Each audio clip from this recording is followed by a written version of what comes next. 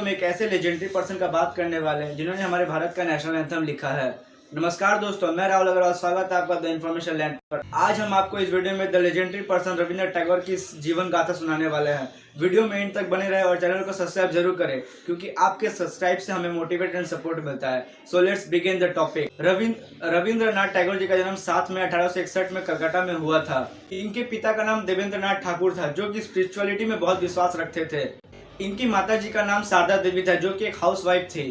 रविंद्रनाथ टैगोर जी को बचपन से ही poetry writer, philosopher, play writer, composer, philosopher, social reformer and painting का शौक था। उन्होंने भारत, खासकर वेस्ट बंगाल को पूरी दुनिया में बंगाली लिटरेचर की पहचान दिलवाने में बहुत बड़ी भूमिका निभाई थी। रविंद्रनाथ टैगोर अब तक के सबसे महान व्यक्तित्व में एक थे और वो नोबेल पुरस्कार पाने वाले पहले एक नॉन यूरोपियन व्यक्ति बने। वे केवल 16 वर्ष के थे जब उन्होंने अपनी पहली लघु कहानी भामी सीमा का प्रकाशित की। Education of Tagore.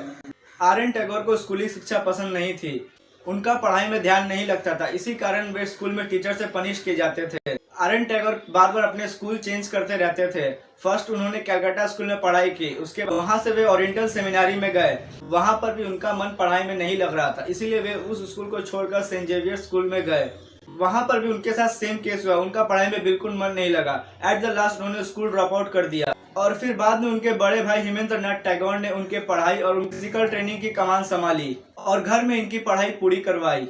रविंद्रनाथ टैगोर के फादर देवेंद्रनाथ टैगोर चाहते थे कि उनका बेटा एक बहुत बड़ा लॉयर बने, इसीलिए उन्हें कानून का ध्यान करने और बैरिस्टर बनाने के लिए लंदन हाई स्कूल में भेज दिया गया। फिर भी जैसा कि हम जानते हैं उन्हें स्कूली शिक्षा में एकदम मन नहीं लगता था। उनका मन उनके पढ़ाई से ज्यादा उनके पैशन में था, इसीलिए वे 2 साल बाद घर लौट आए बिना कोई डिग्री के। लेकिन ये इतने पैशनेटिक थे कि इनके ड्रॉप आउट होने के बाद भी आज भी यूनिवर्सिटी कॉलेज ऑफ लंदन इनके नाम पे कॉम्पिटिटिव लिटरेचर की सीरीज पढ़ाता है। भले ही उन्हें स्कूली शिक्षा में आनंद नहीं आती थी, लेकिन वे हमेशा कलम, किताब और स्याही से घिरे रहते थे। वे हमेशा अपने नोटबुक में कुछ न कुछ लिखते रहते थे, हालांकि वे अपने नोटबुक को उल्लेख करने में कतराते थे। जब टैगोर एक किशोर थे, यानी जब से वे बच्चे थे, तब से उन्होंने कहानी और कथाएं लिखना शुरू किया।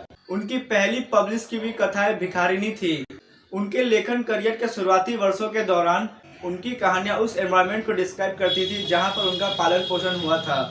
उनकी बहुत सारी कहानियां और कथाएं हैं, जिसमें से ये कुछ लघु कथाएं और कहानियां हैं, जैसा कि काबुली वाला, खुदीता पासन, अटूज, हेमंती और मुसलमानेर गॉल्पो शामिल थे। ऐसा कहा जाता है कि उनके रचनाओं में उनके उपन्यासों का सबसे कम ध्यान रखा जाता है। इसका एक कारण उनकी विशिष्ट शैली कथा भी हो सकती है, जो आज भी पाठकों के लिए चुनौतीपूर्ण है। उनके लेखन ने राष्ट्रवाद के भविष्य को खतरों के साथ साथ अन्य महत्वपूर्ण सामाजिक संबोधित को वर्णन किया है। उनकी पुस्तक शेषर कविता और कविता के मुख्य पात्र के अपने शब्दों के माध्यम से अपनी कहानी प्रस्तुत की है। रविंद्रनाथ टैगोर एक पुराने कवि थे, इसीलिए उन्होंने अपने पात्रों का मजाक उड़ाकर इसमें एक व्यंग्यात्मक स्पर्श जोड़ा। उनके अन्य प्रसिद्ध पुस्तकों में नौका डूबी, गौरा, चतुरंगा, घरे भरे और जोग जोग जैसे महान कविता शामिल है। रविंद्रनाथ टैगोर 15वीं और 16वीं शताब्दी के शास्त्रीय कवियों से प्रभावित थे, जिनमें राम प्रसाद सेन और कबीरदास जैसे महान कवि शामिल है। और टैगोर के काम की तुलना अक्सर इनके काम की तुलना की जाती है। उन्होंने भविष्य के कवि को कविता पढ़ते समय टैगोर और उनके लेखन के बारे में सोचने की समय दी। Political view of Rabindranath Tagore. Tagore का राजनीतिक रूप थोड़ा अस्पष्ट है। समाजवाद की अपनी आलोचनाओं के बावजूद उन्होंने भारत में ब्रिटिश शासन के नियंत्रण का समर्थन किया। अपने निबंध the cult of the church, जो दिसंबर 1925 में प्रकाशित हुआ था, उन्होंने महात्मा गांधी के नेशनलिज्म का विरोध किया। Rabindranath Tagore versus Mahatma Gandhi, nationalism versus internationalism, हमने इसके ऊपर एक पूरा डिटेल वीडियो बनाने की सोची है। आप इस टॉपिक के बारे में उस वीडियो में डिटेल से देख सकते हैं। हमने इस वीडियो में बहुत ही अच्छे से ब्रीफ इंट्रोडक्शन किया है इस चैप्टर के बारे में। Let's come back to topic. उन्होंने सोचा कि ब्रिटिश और भारतीय को सह अस्तित्व में रहना चाहिए और दावा किया कि भारत पर ब्रिटिश कब्जा हमारी सामाजिक बीमारी का राजनीतिक लक्षण था। उन्होंने राष्ट्रवाद का विरोध किया और कहा कि यह मानवता की अब तक के सबसे बड़ी समस्याओं में से एक है।